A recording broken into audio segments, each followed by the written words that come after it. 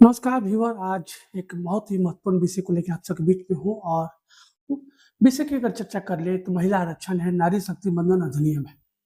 आप सभी जानते हैं कि भारत दुनिया का सबसे बड़ा लोकतांत्रिक देश है। ऐसे में एक सवाल आपके ज़हन में भी आता होगा कि महिलाओं की जो भागीदारी है, आखिर है कितनी हमारे सदन में? दूसरा महत्वपूर्ण सवाल कि यह जो आरक्षण का जो सवाल है, लंबे दशकों से इस सवाल का इंतज़ार रहा है और अब वो समय अब नज़दीक आ रहा है जब यह कानून आधार लेगा और महिलाओं की जो भागीदारी है वो सुनिश्चित हो पाएगी। उस सदन से लेके निचले सदन तक महिलाओं की जो स्थिति है उस पे अगर हम लोग चर्चा करें तो आज देश में उस सदन की अगर हम लोग चर्चा करें 14 से 15% महिलाएं जो हैं आज सदन में है। कल यही सवाल 33% के लमसम होगा तो सवाल बड़ा होगा। आधी आबादी की जो चर्चाएं है शुरुआती दिनों से ही हो रही कि महिलाओं की अगर राजनीति में भागीदारी बढ़ती है तो उसके अपने कई मायने होंगे, उसके कई जो चीज़ों को जो समझ पाएँगे, देख पाएँगे, वो खुद ही निर्णय ले पाएँगे। एक बहुत बड़ा बदलाव के तौर पे देश की राजनीति में महिला आरक्षण दिखाई दे सकता है। अभी लेकिन इतना जल्दी ये प्रभावी नहीं हो पाएगा क्योंकि जो कास्ट सेंसस है, जो जनगणना है, वो भी होनी है, साथ में डिलिमिटेशन वो भी होना है। तमाम की जो तैयारी है 2029 तक में इसको प्रभावी ढंग से लागू कर दिया जाएगा। लेकिन राजनीति तो स्वाभाविक है, लोकतंत्र देश है तो राजनीति तो हर एक बिंदु पे होती है। यह भी एक महत्वपूर्ण सवाल रहा है। आप सभी देख रहे हैं कि देश में कई राज्यों में जो चुनाव है वो चल रहे हैं। सत्ता पक्ष से लेकर विपक्ष तमाम सवालों को प्रभावी बनाने को लेके मैदान में है। महिला आरक्षण को लेकर सरकार के अपने एक दावे हैं, विपक्ष के अपने आरोप हैं। तमाम सवालों के इतर अगर हम लोग चर्चाएं करें तो देश में अगर महिलाओं की जो भागीदारी है सुनिश्चित होती है तो देश का एक नया आयाम मिलेगा, एक नया पंख मिलेगा।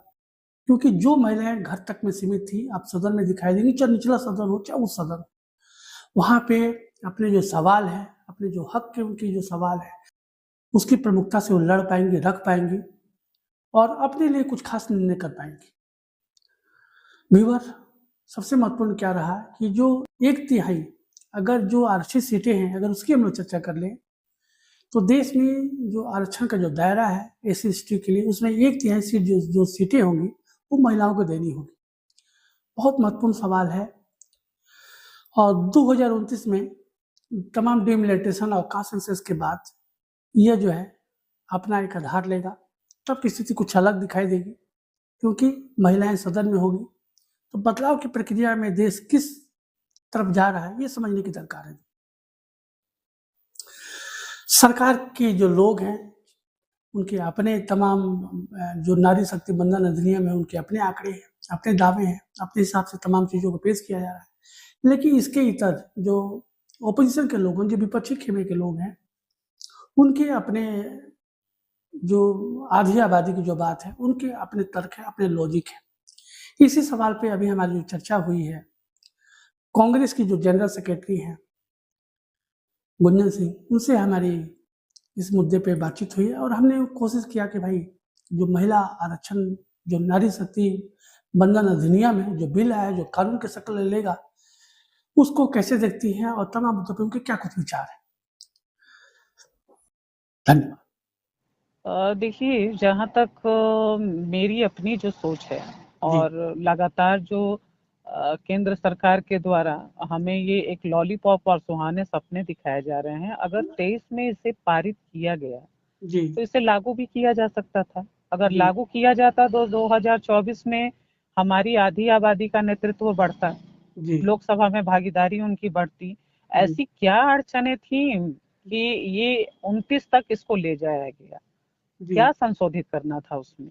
33% आरक्षण हमें चाहिए, आधी आबादी है, हमारी भी तो हिस्सेदारी है ना। तो कहीं ना कहीं मुझे लगता है कि केंद्र सरकार की ये सोच है कि इस देश को पुरुष प्रधान ही देश रखना है, या फिर उनके तक ही ये सिमट कर रह जाए जिनका परिवारवाद में कोई मिनिस्टर है, कोई एमएलए है, कोई एमपी है, वहां तक ही ये सिमट कर रखना चाहते हैं। ये उन महिलाओं तक नहीं जाने देना चाहते हैं जो अपने विधानसभा में, लोकसभा में लगातार किसी संगठन और पार्टी से जुड़कर वो काम कर रही हैं मजबूती से, उनको कभी लोकसभा और विधानसभा की भागीदारी ये नहीं चाहते हैं। तो निश्चित रूप से ये अगर महिलाओं की भागीदारी नहीं देते हैं जी तो महिला अपराध पे भी रुकावट नहीं हो सकता है, ये नहीं रोक सकते हैं। जी और जब राज्यों में चुनाव हुआ जी तब इनको क्या सूझी है यू टर्न लेने की। हम तो मांग कर रहे थे कि महिला आरक्षण लागू करो, आज करो, अभी करो। 2023 से ही हम हल्ला कर रहे हैं कि जब जी पारित हो रहा है तो इसको लागू भी करो आप। जी तो आप देखिए कि कितनी महिलाओं को वंचित रखा गया लोकसभा में भागीदारी के लिए। कहीं ना कहीं आधी आबादी के साथ ये सौतेला व्यवहार है। और अभी भी जो है इनका ये डुग्गी ड्रामा है। लेकिन हम भी बहुत जिद्दी हैं, आधी आबादी भी हारने वाली नहीं है। हम अपना 33% आरक्षण लेकर रहेंगे। इसमें मैडम जो सवाल निकल के आता है कि जो सीटें बढ़ेंगी जब तक कि परिसीमन नहीं होगा, डिलिमिटेशन नहीं होगा, जी। और जो बातें इसमें जो निकल के आ रही हैं हम्म। कि जो 15 वर्षों तक के लिए ही वैध रहेगा, अगर सरकारें इसको चाहेंगी तो आगे इसको बढ़ा सकती हैं। और देश में सरकार का जो कहना है कि जो जेंडर का जो सवाल है उसमें ये चीज महिला आरक्षण आने से जो नारी शक्ति बंधन अधिनियम है इससे इक्वलिटी मिलती है। देखिए, जनगणना और डिलिमिटेशन का काम तो उस समय भी किया जा सकता था। अगर जी आपकी यही संशोधित की शर्तें थी तो आप उस समय भी कर सकते थे। जनगणना और डिलिमिटेशन की तो मांग हम भी कर रहे हैं, जी लेकिन आप इसको कर नहीं रहे हैं, सिर्फ इसको घुमा रहे हैं। आज असम में चुनाव, जी तमिलनाडु, बंगाल, पुडुचेरी सब जगह चुनाव हो रहे हैं। जी तो आपको अभी ये सूझा कि हम इस पे कोई नया ड्रामा क्रिएट करें, लेकिन हम इन चीजों को समझ रहे हैं। केंद्र सरकार से मैं बस यही कहना चाहूंगी कि डिलिमिटेशन के नाम पे, जनगणना के नाम पे ये आधी आबादी के साथ उनके अधिकारों को वंचित मत कीजिए और अविलंब महिला आरक्षण को लागू करने का कार्य कीजिए।